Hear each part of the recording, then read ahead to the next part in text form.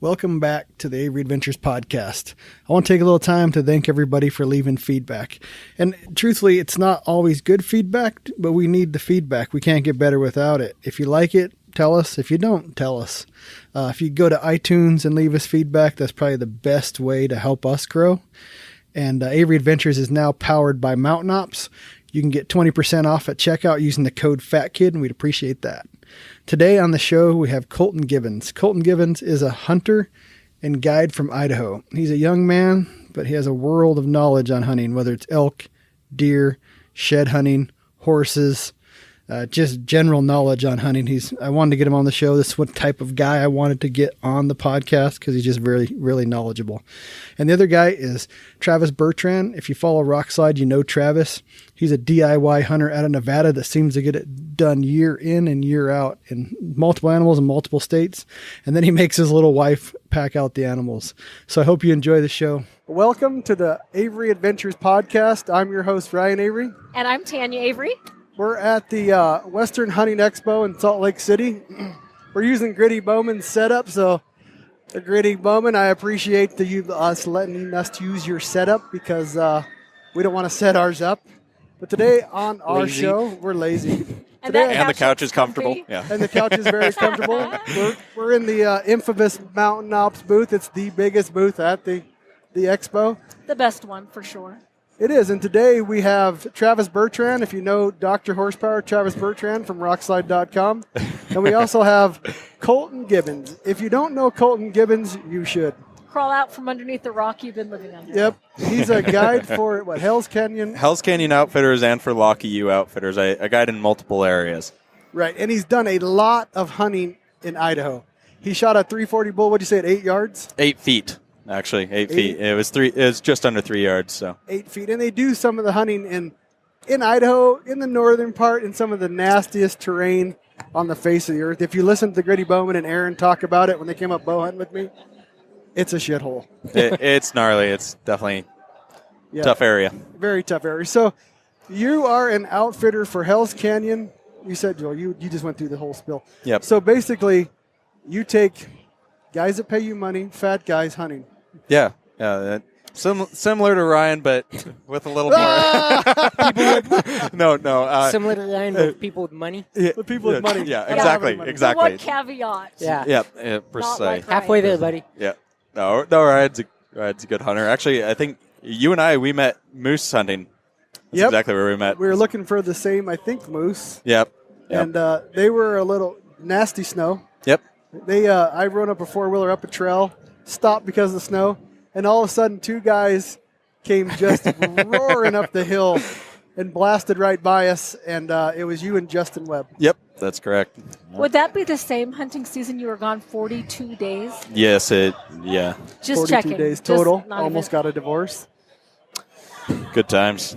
Good times, yeah. So you own your brother, and you run a company called Limitless Outdoors. Yep. Can you tell us a little bit about that? So we're a videography company that we share our experiences all over the world. We're hunting in multiple areas. We have a few different guys bringing in footage for us. We've hunted in New Zealand, all over Idaho, Wyoming, Montana, multiple places, Alaska. We've done quite a bit in Alaska. There's 2 brothers that really love hunting and get after it. What's your favorite animal to hunt in, say, Idaho? Oh, elk, by far. Elk, Yeah. My entire life. The very first elk I ever called in, I was 11 years old for my brother, and it was 320 class bull. And ever since that moment, I've been hooked on it. The adrenaline rush, a screaming bull, there's nothing like it. When they're in your face and you're talking to them, communicating with them, it's a hard feeling to beat, and it's outsmarting them is the biggest thing. So. And where we live, we're lucky enough to have whitetail and mule deer. What is your favorite species on that? Those definitely mule deer. The challenge, as you know, we've been dealing with a November tag, so all the way up north there, and hunting mule deer, chasing them after them, and 2-3 feet of snow. It's hard to beat, and I love their character and everything else. They just they really push your boundaries and make you work for them. So. It also seems like you're pretty big on the shed hunting side. Yeah, I do a little bit of it. I know. I have a few. I keep seeing these pictures of you with your shirt off shed hunting. Yeah, that has happened a few times. It gets a little hot when you're loaded up with some horns and climbing up 3,000 vertical feet. You ever thought of doing a calendar? Actually, what's funny is that my buddy and I, he guides with me, Will. We were just talking about that today. We're thinking about doing a guide calendar with our shirts off, holding up trophies. Right elk. here on this bear rug. Yeah, Just bear do it rug, now. you name it. Oh, no. I just about laid my bear out that I have at the booth and got out in the middle of the aisle. What were you Tried waiting stopping for? some people. Well, it might not be acceptable here. It's a family Well, establishment. Yeah, exactly. So Most all of my Instagram feed is hunting feed. So Yep. every time I scroll through it, it's an oddity to see a dude with his shirt off. It's either Colton or Brock Akers. It's either one of those two. The Colton Conrad. Yeah, Colton Conrad have their shirt off. You're like, whoa, you don't see that every day No, on relatively all hunting-based stuff. So Travis Bertrand, you've hunted pretty much everything in North America, haven't you? No, one day. I should say not everything, but as far as elk, deer, muzzleloader, bow, rifle, Yeah, you're a man of many extremes. I'm an opportunist. What is your? Travis is out of Nevada, so he has a pretty good broad or wide variety of animals to hunt. Yeah, we got quite a few species. And I always say this about Travis. Travis is the most unassuming guy that kills big shit every year that I've ever met. Well, how big was your deer you shot in Colorado this year? It was high 180s, something like that. Velvet bow. Yep. How big was the elk you packed out with your wife? Which How one? big was the elk she packed Yeah. out? Let's be honest. It was 380 class bull. 380. Wyoming. Yeah. So tell Oh the my story. His wife is a little woman. Yep. 110 soaking wet, maybe. How hopefully. much that bull? How much weight did she pack out of that bull? Well, I don't know. We did 3 trips. Oh man. 7 miles each way, and she packed as much as she could. A sack full of meat, probably, I don't know, 60 pounds each trip. On top of camp. It was fun times. It's pretty amazing if you know Andrea. She is. And she did that with a old school REI woman's pack. After that trip, it was going to see Aaron Snyder, Kufaru.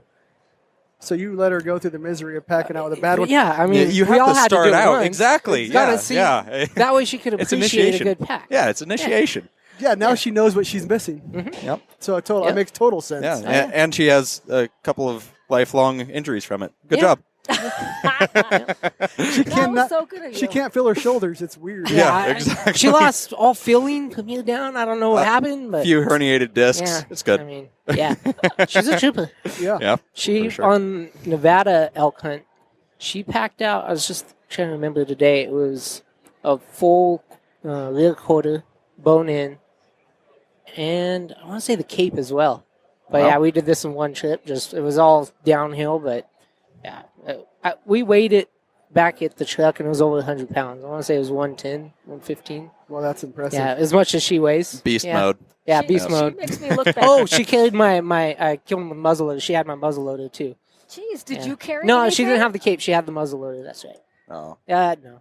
I have her. You just Why walk would behind her I? and Why would watch I her. want to injure my back? She's a pack mule then? Yeah. Yeah, He exactly. has a 110-pound pack mule. Yeah. Yeah. Yeah. So all right. So on the other side of it, you get to hunt with horses. How has that changed the game for how you've been brought up packing stuff on your back? Man. Well, my brother and I, we got into horses after quite a few years of putting constant weight on our backs, and we decided that if we're going to keep doing this, and if we want to do it when we're 70, 80 years old, if we make it that long, we'll see. But we wanted to have good backs and good knees, and I know that my knees are already going out as it is. Whenever I put weight on it, it's just brutal on me. So with horses, I can tell you right now that it makes it so much easier when all you have to do is pick up a quarter one time and strap it on a horse, and then you're gone. Exactly. And you used horses long before you were an out. Yeah. Okay. So I got into horses about 6 years before I became an outfitter or a hunting guide. And as a hunting guide, I've had some crazy experiences with horses, but most everything's gone well. We try and minimize the crazy experiences when we have clients, and then we do all the training when we're free of clients. And tell you what, we've had a couple rodeos. But I bet. What's your best couple hunting outfitting stories as a guide? as a hunting guide, oh boy.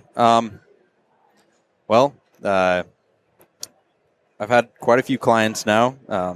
Some are good, some are not so good. I'll avoid the not so good stories for today. But no, I've had great days elk hunting. Like I've said, elk hunting, it's my favorite thing, archery, elk. And I've had days where take a client out and hour and a half into hunting, he's tagged out. And actually that's kind of the story behind how I got my elk this year at 8 feet was I got my client's bull on the first day, hour and a half of hunting, and I packed him out the next morning at 6 a.m., drove all night long, got back into my hunting spot, jumped out of the truck at 5:45 a.m., had been up for almost 24 hours, ran up the hill and shot my bull an hour and 5 minutes later and had a dead bull and 25 hours after I woke up. That was the 340 archery bull from this year. That was my 340 archery bull. And then after that, I went right back down and got back at guiding again.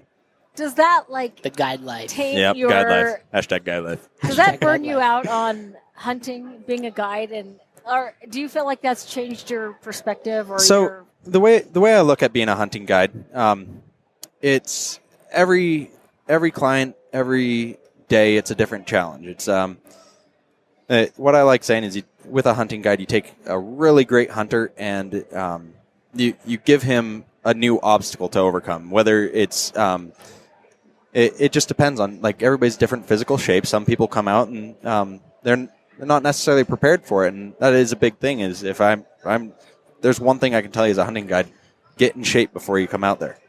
We do ride horses a lot, and I can work around a lot of things, but getting in shape is a very key thing. But like I said, we can work around it.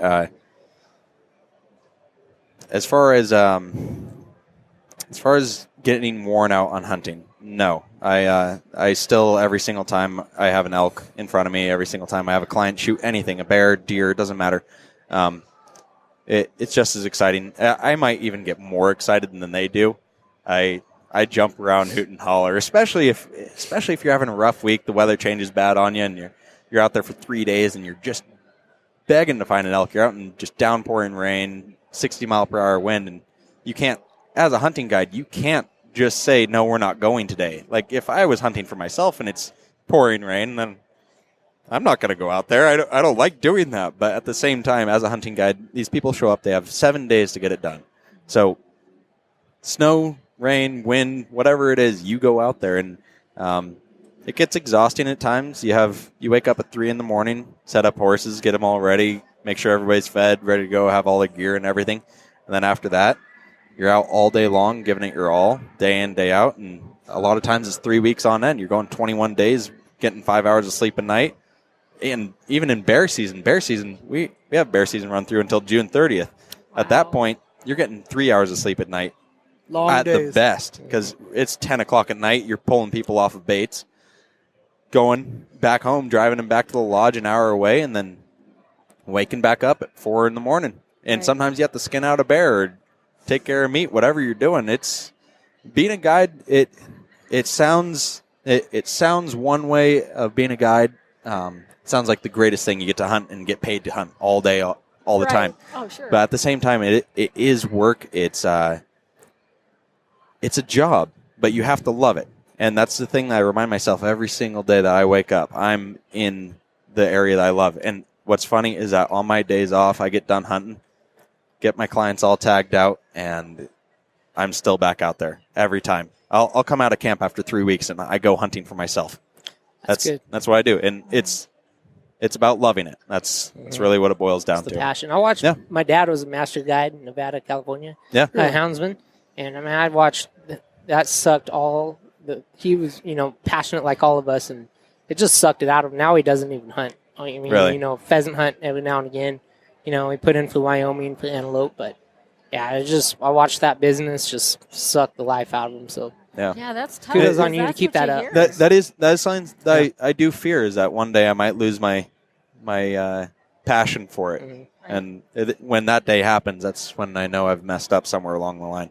But I don't foresee it happening. And that's the thing, is that I always look for a different adventure. And as a hunting guide, the number one rule as a hunting guide, and I don't know if everybody quite grasps this, but the number one rule is that with or without a kill, some people are saving up their entire lives to go on these hunts. What you have to do is that you show them a great experience with or without a kill. If you can't do that, then you failed as a hunting guide. That's the number one thing I see. Your job is to entertain and make it to where people, when they come out there, it's a relaxing experience. They don't have to worry about it. They know that when they're out there with you, you are going to take care of every single need that they have. And getting the animal, whether it's a deer, elk, bear, cat, whatever it is, that's icing on the cake. So on that note, you see a big variety of hunters from, hunters that hunt every year, hunters this might be their once every 2 or 3 year thing. What would you say the couple mistakes that hunters make that you see that make them not get an animal, whether it be elk, deer, whatever? What I would say is trust your guide. A lot of times these guys, I know I've put in a lot of time into studying the area and figuring it out and figuring out how the animals move in that area in particular. And that's a big thing, is that, yeah, you may have hunted elk a lot, but the thing is that there's an intimate knowledge that a guide has about the area.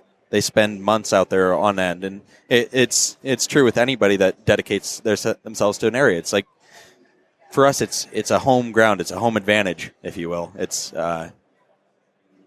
our ability to read the land. We know what the wind does on certain days, like whether the clouds are a certain way, if the wind's blowing a certain way, raining, it doesn't matter. We know that area. So trust your guide when you're out there, and listen and try and mimic them. Like when I'm walking through the woods, a big problem that I have a lot of times is I'll tell somebody to stay close to me. I'll take it super slow, keep a steady pace with them, and I tell them, like, we need to walk quiet through here, or we need to stop from time to time and look around, and we need to make as little noise as possible if we're moving through a bedding area or whatever it is. But a big thing there, like I said, is you gotta listen to your guide. They know the area. They know how the animals think in that area. And honestly, elk have a lot of similarities from one place to the next, or deer, and all. The list goes on and on with each animal, but they do have certain patterns that they follow. So pay attention to your guide. Trust him. They're out for you. That's what they're doing. I mean, when you're waking up, like I said, 3 o'clock in the morning, get horses ready, there is a passion to it. And being a hunting guide, you don't make a lot of money. That's the biggest farce there is out there. People think that you make bank being a hunting guide, and it's not the case. These guys are out here doing it because they love it. That's what it is. So, one thing with rock slide and DIY and coming from that side growing up, I was like, oh man, the guide outfitter business is the big bad wolf. But as I've gotten a little wiser with age, I guess you could say, I was lucky. Yep. I was born in Utah, moved to northern Idaho. I've been surrounded by elk and deer and bear my whole life. It's in my backyard. I can just wake up, go hunting. I can wake up, go hiking. I can pretty much do everything within 30 minutes from my house. Yeah, exactly. Yeah, you and I are the same. Exactly. Yeah. So on the guide side, now I see it as some of the Travis. Same with you. You were born in Nevada. Yeah. You could go hunting every year. You could just go hunting elk and deer. Well, you could go find elk and deer. Yeah. Your backyard was the West. Yep. And I see a lot of people that's not the case, and they don't live here. They live back east. So I see that's the purpose of a guide. Exactly. And I don't see you guys in that same light anymore. Yep. And I've known a lot of guides now, and I've known a lot of outfitters, and they're not bad guys. They're just trying to make a living. They're not trying to screw Joe Hunter out. I mean, there might be bad cases, but there's bad cases everywhere. Oh yeah, in bad cases just among public hunting. Like I've had moments where things get ruined by other hunters, and sometimes on purpose, and it sucks. It's the nature of the game. But like you're saying, it's these guys, and that's the thing. I learned to look at it in a different light. It was like you said, these guys are coming from an area where they don't have the access that we have. We've had our entire life to get an intimate knowledge of these animals and how they think, how they move, what they look for in the woods. There's a million things. And then the other thing is that a lot of these guys, they're saving up for a long time. They've dedicated. This has been their dream. So when somebody comes out, and this is kind of a motivation to other guides that might be listening to this. When these people come out, yeah, you might be having a rough day. Yeah, you might be feeling sick. I've been sicker than a dog multiple times, but I still go out there no matter what, because this is sometimes a dream that these people have had for years, and they've been saving up. They've been dedicating their lives, and they had to beg their wives to go on these hunts a lot of times. And they finally got the green light. So whatever you do, show these guys the respect that they deserve. Show them that you're putting out everything you've got. You put everything on the line for them. Use all your knowledge, and don't just give up halfway through, and don't give it 50%. You got to give it all. Give it everything you got. So. That makes me want to use you for a guide, Colton. Oh, yeah. I don't do that passion. I mean, nothing. I mean, if I needed one, yeah, I guess yep. I should rephrase that. You have one. Well, if I needed one, I just said. Yeah.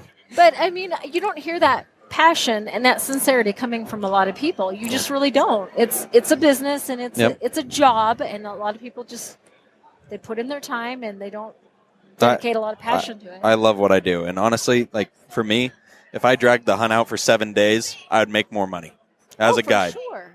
Yeah. But I'm about getting. I want to see results for a client. I want them to get what they're going after. That's for me. I love to be successful out in the woods. That's my. It's a vision I have, if you will. I strive for 100% success every time, and you know what? It doesn't happen always. But I've also had years where I've gone 30 days out in the woods, and I haven't been successful. I had everything work out for me this year when I got my bull, my personal bull. But I've had a lot of times, like I just said, where it just doesn't work out. Things go wrong. It's hunting. But you have to strive for that 100%. Nobody goes out in the woods without wanting to kill something. Absolutely. We wouldn't do it. We wouldn't do it. That's a fact. And we would never go out in the woods if we didn't want it. And so want it as much as they want it, as your clients want it. That's for sure. So I hold on to that, and it's not about the money for me. It's about the love of it. So. Well, if I wasn't picking Colton, I'd sure love to go with Travis so I could pack out all of his meat for him. Oh, yeah. Doesn't that sound awesome? Yeah. He could have a whole pack string of women at this point. Yeah. You're onto something, Colton. You're onto something. They're dedicated. His harem of packers. Yeah. oh boy. So, sorry, women, for that one. Let me be more specific on what do you think, as a hunter, because you've hunted a lot more than most people, are the 3 biggest reasons people are unsuccessful as a hunter, not as a guide? As a hunter. As a hunter, pay attention to your wind at all times. I don't care how much scent control you have. Pay attention to your wind. That's number 1. You throw your wind into an entire drainage, you're done. A lot of times. Second thing, don't give up. A lot of people give up, especially with elk hunting. Archery, rutting bulls, they give up well before the animals ever start moving. 10 o'clock, I've called in more bulls at 10 o'clock in the morning, all the way up till 1 o'clock. Then a lot of cases, it's actually amazing. And that a lot of things have actually changed for me as a hunter. Being a hunting guide, it's given me more opportunity to have more interactions with bulls on a consistent basis, as versus when I had another job where I was going up whenever I could get the chance versus spending day in and day out learning these animals. So hunt all day. Don't give up just because it's 9 o'clock now. I've gotten into spots too early where it's like 9 o'clock. Okay, napping all nap. Yeah, exactly. So I kick back for an hour and wait for the right moment. I had a perfect case of it. We killed 2 bulls in one day last year, where we actually called in 5 bulls, killed 2 bulls in one day, and we got to the spot too early. We were right across this canyon. It's my honey hole for guiding, and waited till 10 o'clock, let out another bugle. That bull lit right up. We ran right in on him and stuck him at 20 yards. And then that afternoon, after we got that one cut up and quartered, hanging in a tree, went after another one. Figured might as well if we're going back to camp. So, what do you think, Travis? Wind, obviously, yeah, big one. That's huge. I mean, archery, rifle, doesn't matter. For me, too, I think a lot of people are unsuccessful because, we live hunting, 365 days. They do it for a week. They draw a tag and, okay, yeah, this is unit. Okay, where's my unit boundaries? A week before the season. Yeah. And they don't put the time in. Yeah, they don't study the time. Yep. For sure. Yeah. And that goes with not just shooting. Go a week out before the season, sighting in your rifle. That's not, recipe for unsuccess. Yeah. If you ask me. Yeah, training at a time. Yeah, that's a big thing. But yeah, like you said, studying the area. I actually on my phone I have it's actually called Topo Maps. It's I have the same app. Yeah, so I love that thing. What's amazing about it is that it has all the trails. It's the Topo Maps from the U.S. From the 1950s, 60s, and 70s. So you have maps and trails that a lot of people don't have on their app. Besides that, no. But the main point is that, like you're saying, Travis, study the area. Yeah. Even when I'm out there, if I'm not finding a bull in the spot, if the elk aren't where they usually are, I'm studying that area while I'm out there. I look it up more, and I delve into it. I find a little nook and cranny that I didn't see before, a new bench that I didn't realize was there. And Travis is actually really good. He'll bring up points to me that he puts in the effort, because you were talking about different property and land and going around places. Was that not you? On some of your hunts? Yeah, Wyoming. Yeah. I had to go. We had a quarter-mile strip of BLM. It was like a mile and a half long, and then a quarter mile that you had to go up because it was all private, but then it all opened up into, BLM. So you had a little corridor. So I had a corridor that we had to follow this whole time. And we were the only ones in there, had the whole area to ourselves. It was amazing. So, it's about studying the area for sure. Yeah. If you can find those little hidden areas, the little access points that nobody else knows about, that sometimes people have to go 10, 15 miles either way to get around. Or pay a bunch of money to get access by private landowner. Yep. Yeah. Research is a very key aspect in today's hunting world. And the third thing I see a lot, I'll be on top of a mountain at, sunlight, and I see cars driving, trucks driving up, headlights coming up, and I'm watching all these deer, and then next thing you know, all these people walk, and everything's bedded down, and they just walk on by. Yes, so knowing the species, I guess is what I'm getting at is, whatever you're chasing, know. Hey, deer, more active first half hour of sunlight. And at dark, too. And at dark. That's another thing I see as a hunting guide. Some people are actually afraid of the dark. Checking the watch. Yeah, exactly. And they're afraid of the dark. They're like legitimately, they won't ride back on a horse in the dark. Yeah. They won't do it. So, and the thing is that I'm the guy, like I said earlier, 100%. I don't just go half the day and quit and send everybody back to camp. Mm-hmm. I spend the entire day out there, sun up to sundown. That way I know for a fact that I gave it everything. I took every moment that I had as an opportunity. Mm-hmm. So you know what I'll say, from hunting with tons of different people over almost 30 years now, the number one tip that I would give is stay positive. Oh, yeah. Because I've been hunting with I shouldn't say so many, two individuals that ruined my hunt because all they did is bitch and moan about it's too hot, it's too far, we're not seeing any animals, we're never going to kill anything. Yeah. I'm hungry. These are grown-ass men. I'm hungry. I want to go home. I love my wife. I love my kids. Well, I do too, but you know what? I want to kill shit. Yep, exactly. So staying positive. Oh, yeah. I've had multiple times where my brother, he's even gotten negative, and he and I are the ones that push each other constantly. Yeah, really? He's gotten negative on me, and I'm like, no, we're going to keep going. We chased one mule deer for 9 miles. Has he ever pep talked you like that, you think? Colton, you're just too damn positive. That's a nice way of positive. I don't like giving up. Like I hate giving up. I even have a thing where I'll climb up to the top of the mountain, even if I know I'm not going to get anything. I just want to see the top of the mountain. I don't really care. Something to check out, something new to check out. If you follow an Instagram with Colton, you can see that he likes what it's like. You can see it in his pictures. He just loves being there. You truly do. No, you're out in the woods. You're out in nature. There's no better place in the world. And it doesn't matter where you are. It can be anywhere in the world. If you're out in the mountains enjoying that country, that's the thing. It's not about the kill. That is the biggest thing. It's not about the kill. Kills are great, but being out there, that's what it's all about. See, I have a little different philosophy. Yeah. You have to have something, don't you? I am not a romantic I'm out here for the scenery. Oh, I am a bit of a romantic. I am totally fine with however gets you out there. Yep. I want to shoot stuff. I climb hills. I'm a fat kid. I climb hills to kill stuff. I don't climb hills for my fitness. I really don't. I'm not going to lie to anybody on this podcast. I'm not. I won't lie about that either. You can't get me to go out on a hike. I have to be doing something. I have to be going up to a lake to fly fish. Binos on my neck. Exactly. I have to be getting antlers. I have to be killing something. There has to be a purpose for me being out there. I'm just hiking for the sake of hiking. That's miserable to me. It's like, where am I going? We agree on that 100%. Yeah. Who do that? I don't know. People.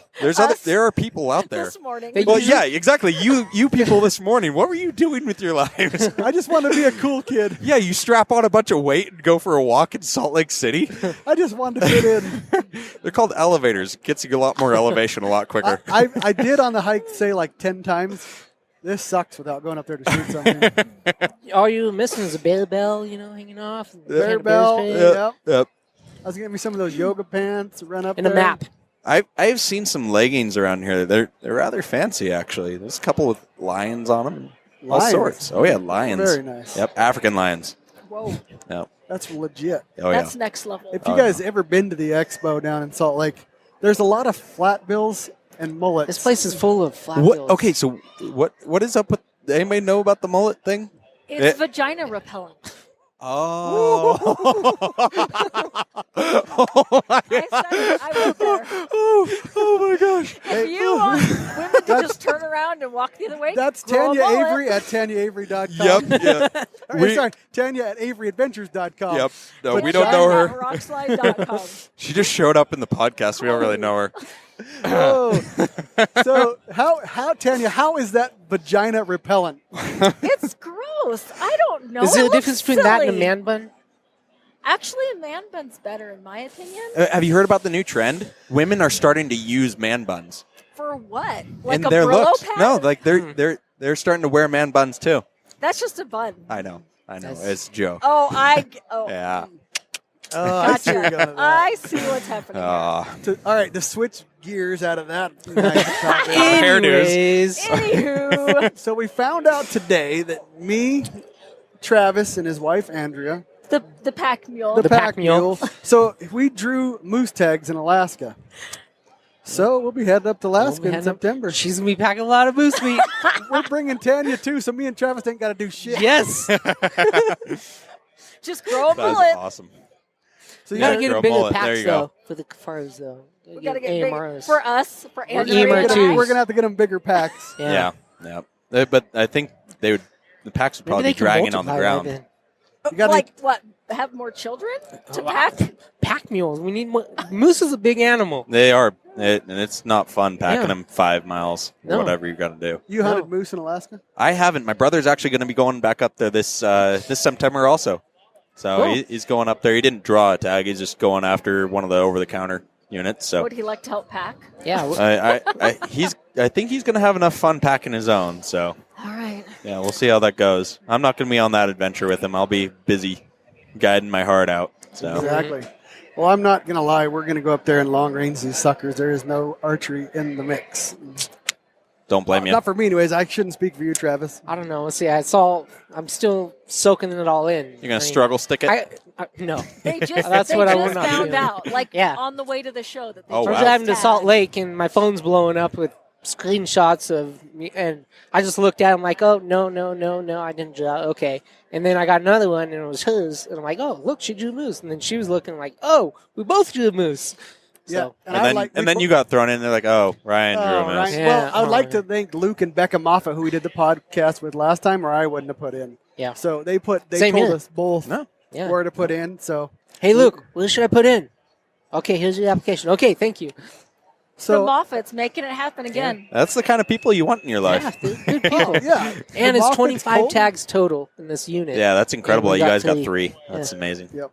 Yeah. It's going to be Fun awesome. times. I think the Russians had something to do with it, like the election. Oh, Exactly. they probably hacked the Alaska. Anybody who voted for wildlife. Trump. Yeah, Anybody voted for Trump got moose tags. that was the Trump perk. train! Oh, All right. Well, we're reaching our limit here. So, Colton Gibbons, where can people stalk you? Where can they find you? Well, if you want to find me at Idaho Guide, that's on Instagram or Facebook, either or. And then also you can follow Hell's Canyon Outfitters and Lockey U Outfitters. That's Lockey, the letter U Outfitters. We have multiple areas. We're working on pushing towards being the biggest outfitter in Idaho is what we're aiming for. So, and we're slowly chipping away. Central Idaho. Central Idaho. We're around Grangeville, Riggins, and McCall. And we're expanding, and we're giving it our all. We're putting our heart and soul into having the best operation we can. And in Idaho, that's what our goal is. What was your success rate this year? 75% on elk. Wow. Archery and rifle, both. So cool. we got a lot of animals. And what's the URL? What's the website to that? hellscanyon.com. hellscanyonoutfitters.com, sorry. And also Lockey U Outfitters. Actually, no, it's just LockeyU.com on that one. Got them backwards. So LockeyU.com and hellscanyonoutfitters.com. All right, Travis, and where can people stalk you outside of Rockslide and Travis Bertrand? That's it. Rockslide, Travis Bertrand, at Instagram and Facebook on both. That's awesome. it. All right, I appreciate you guys coming on. Yeah, absolutely, Ryan. Thank you for having us. All right. Talk to you guys later. Thanks. Yep. Thank you. Thanks for listening to the podcast. We keep getting asked how you can get a hold of us. You can find us at averyadventures.com. You can find us on Instagram at Avery_adventures, on Facebook at Avery Adventures. We'd really like you to subscribe to our YouTube channel at Avery Adventures. Email, you can find me at Ryan@averyadventures.com, and you can find Tanya at theaveryadventures@gmail.com. Thanks for listening to the show. We really appreciate it.